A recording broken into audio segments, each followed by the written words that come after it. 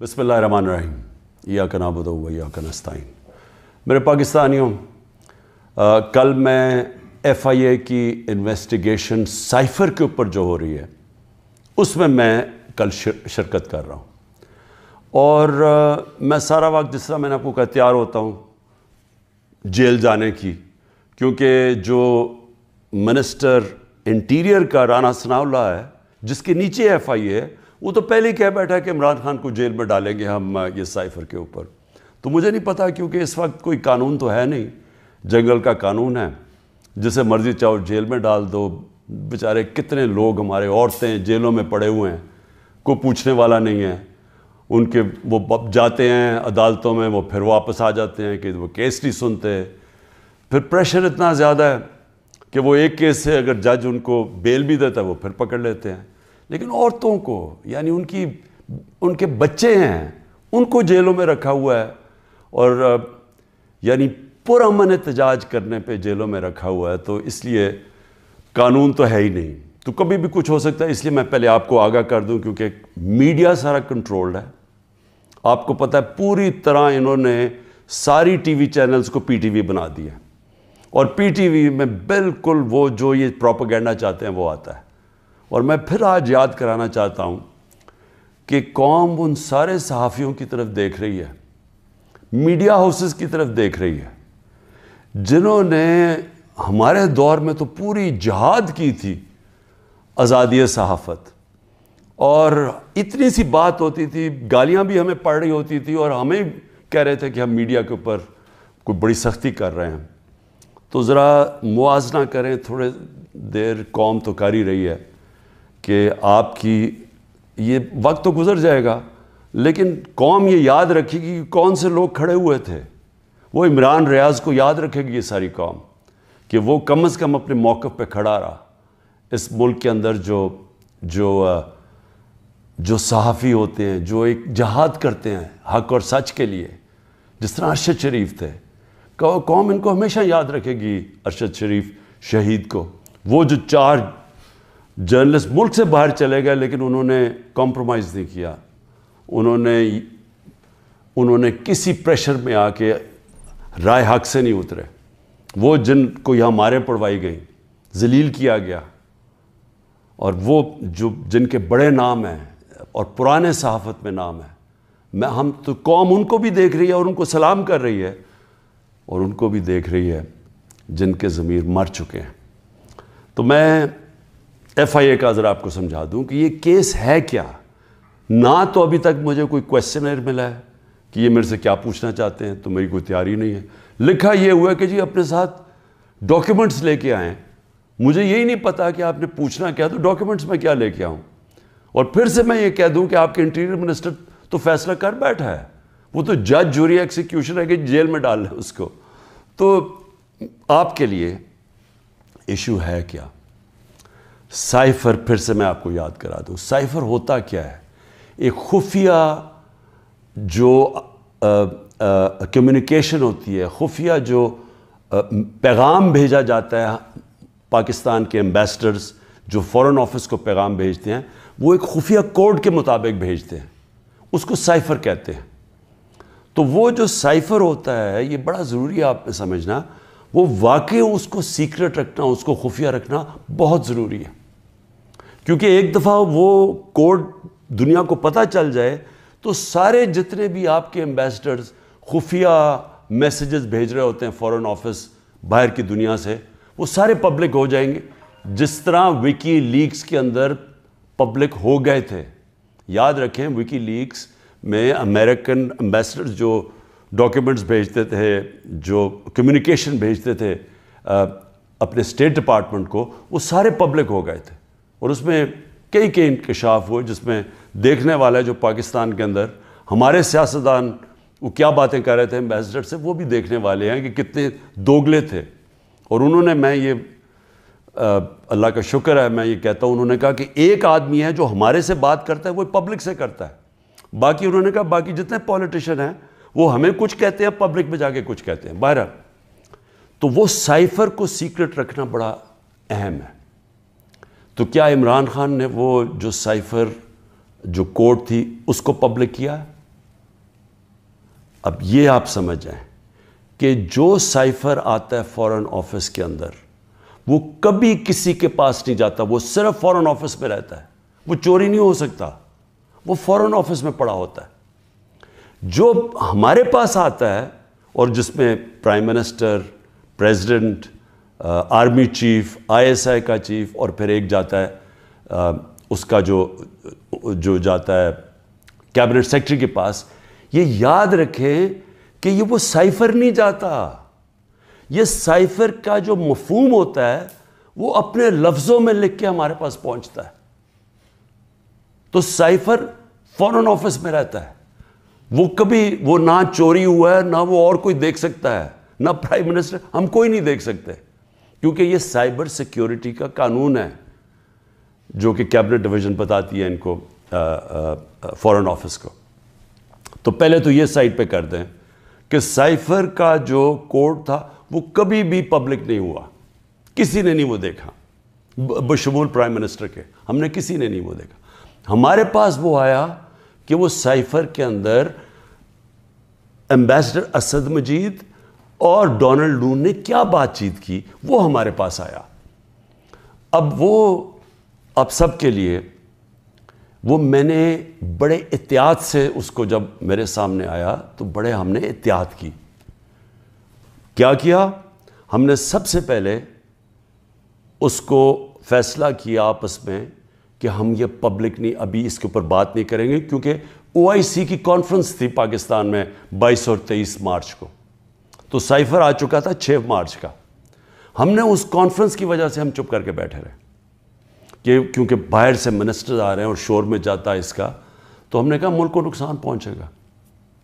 حالانکہ جو سائفر کے اندر چیزیں ہیں وہ میں آپ کو بتاؤں, اس سے بڑا نقصان ملک کو کیا پہنچنا تھا کہ پوری سازش ہوئی گورنمنٹ گرانے کی, رجیم چینج کی. 27 تاریخ کو میں نے جلسے میں جو ایک کاپی لہرائی وہ سائفر نہیں تھا, جو سائفر کے اندر پیغام تھا, تو وہ میں نے بتایا. اور میں نے تب بھی محتاط رہا, میں نے یہ نہیں بتایا کہ میں نے کہا یہ بڑا سینسٹیو ہے, میں نے لکھ کے بتایا کہ میں صرف کوئی غلط بات نہ کہہ دوں, کیونکہ انٹرنیشنل ریلیشنز ہیں, ہماری دوسرے ملکوں کے ساتھ تعلقات ہیں, وہ نہ خراب ہو جائیں.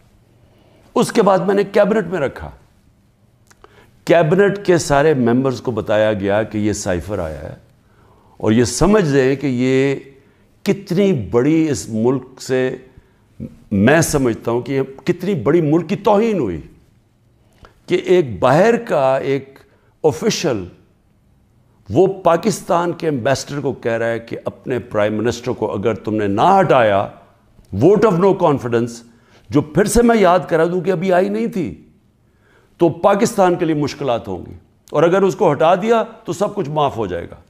یہ تھا سائفر میں. اور جو ایمبیسڈر تھے, پھر سے میں آپ کو بتا دوں, اسد مجید, انہوں نے لکھا اس میں کہ میرے خیال میں تمہیں اس کے امریکہ کے خلاف ان کو پروٹیسٹ کرنا چاہیے, ڈیمارش کرنا چاہیے کہ یہ کبھی اس طرح کی زبان استعمال نہیں ہوتی, ایسی دھمکی نہیں دی جاتی. میں پہلے کیبنٹ میں رکھتا ہوں, پھر 28 مارچ کو نیشنل سیکیورٹی کاؤنسل میں رکھتا ہوں, اور وہ نیشنل سیکیورٹی کاؤنسل میں سارے سروس چیف ہوتے ہیں. جنرل باجوہ تھے وہاں, ایئر چیف تھے ادھر, نیوی کے چیف تھے, جوائنٹ چیف آف سٹاف تھے, ہمارے ساری کیبنٹ کے سینئر ممبرز تھے, فورن آفس کے سیکرٹری بیٹھے ہوئے تھے.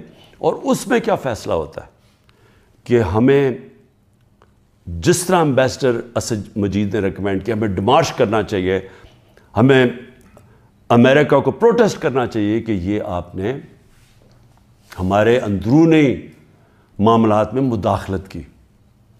تو جب وہ اس میں آ گیا نیشنل سیکیورٹی کاؤنسل میں اور ڈیمارش کر دی, تو جو اس کی جو سائفر کے اندر چیزیں لکھی ہوئی تو وہ تو پبلک ہو گئی, کیونکہ جب آپ نے پبلک ایک سٹیٹمنٹ دے دی کہ کہہ دیا کہ ہم نے اس کی کیا, تو وہ تو سیکرٹ تو نہ رہا وہ, کیونکہ ڈیمارش نے اپنے کس پہ, تو یہ چیزیں سامنے آ گئی نیشنل سیکیورٹی کاؤنسل میں, اور کیبنٹ میں بھی ڈسکس ہو گئی. اس کے بعد پارلیمنٹ کے اندر ہم نے ان کیمرہ سارے اپوزیشن لیڈرز کو بلایا کہ آپ کو پتہ ہونا چاہیے کہ کس طرح کی پاکستان میں توہین ہوئی. سارے اپوزیشن لیڈرز نے منع کر دیا جانے کا, کیونکہ یہ سارے حصہ تھے اس سازش کے. میں کوشش کر رہا ہوں کہ سارے ملک کو بتاؤ کہ قوم کی کتنی توہین ہوئی ہے, یہ منع کر دیتے ہیں. پھر پارلیمنٹ سے جو اسپیکر ہوتے ہیں وہ چیف جسٹس آف پاکستان کو بھیجتے ہیں, اور میں بھی انہیں کہتا ہوں کہ اس کے اوپر انکوائری کریں کہ یہ جو مداخلت ہوئی ہے اس کے اندر پتہ تو چلے کہ یہ ہوا کیا, کتنی بڑی سازش ہوئی ہے کہ سٹی گورنمنٹ کے اوپر, الیکٹڈ پرائم منسٹر کے اوپر دھمکی ملتی ہے, اور پھر اس کے گورنمنٹ گرانے کی پوری تیاریاں شروع ہو جاتی ہیں, لوگ بھاگنا شروع ہو جاتے ہیں, الائز چلے جاتے ہیں. اور یہ پیغام کس کو تھا؟ مجھے تو پتہ تھا پیغام کس کو ہے, جنرل باجوہ کے لیے پیغام دیا گیا تھا, کیونکہ اسی کے پاس پاور تھی نا گورنمنٹ گرانے کی, باقی تو کوئی پرائم منسٹر کو نہیں ہٹا سکتا تھا. تو اس کے بعد جب یہ, اور پھر کیبنٹ کے اندر ہم نے اس کو ڈی کلاسیفائی بھی کر دیا. تو مجھے ابھی تک یہ نہیں سمجھ آ رہی کہ ایف آئی اے چاہتی کیا ہے, کہ جب سائفر تو سیف, جس طرح ثناء اللہ نے کہا وہ فورن آفس میں پڑا ہے, وہ تو اس کے اوپر تو اس کا تو کسی کو پتہ ہی نہیں ہے جو سائفر کی کوڈ ہے. ہمارے پاس جو جس کو پیرافریز کہتے ہیں انگریزی میں لفظ, ہمارے پاس جو آتا ہے وہ تو اس کا مفہوم آیا تھا, اور وہ جا کے نیشنل سیکورٹی کاؤنسل اور کیبنٹ میں جب رکھا اور بعد میں ڈی کلاسیفائی بھی کر دیا, تو وہ تو پھر ایک سیکرٹ ڈاکیومنٹ نہیں رہا. اب اصل چیز پہ آ جائیں